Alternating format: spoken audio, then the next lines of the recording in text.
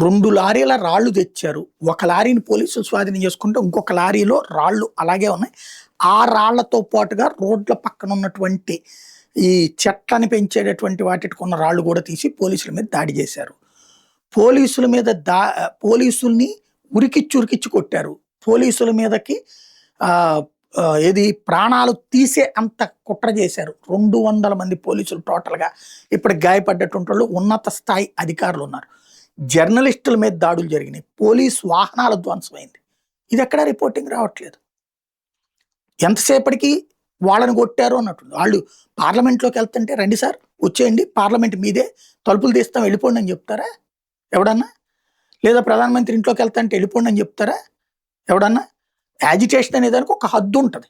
అక్కడ బ్యారికేడ్ హద్దు. అక్కడ కూర్చుని నేను ఇక్కడి నుంచి కథలను ధర్మేంద్ర ప్రధాన్ రాజీనామా చేసేదాకా అని చెప్పు.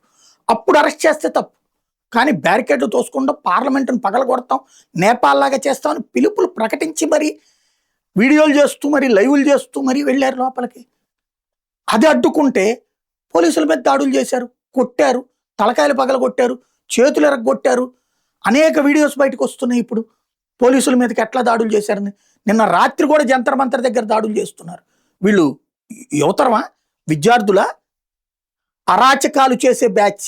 ఢిల్లీని కదిలించాలనుకుంటున్నారు, దేశంలో అల్లకల్లోలం సృష్టించాలనుకుంటున్నారు. ఇది చాలా ప్రమాదకరమైంది.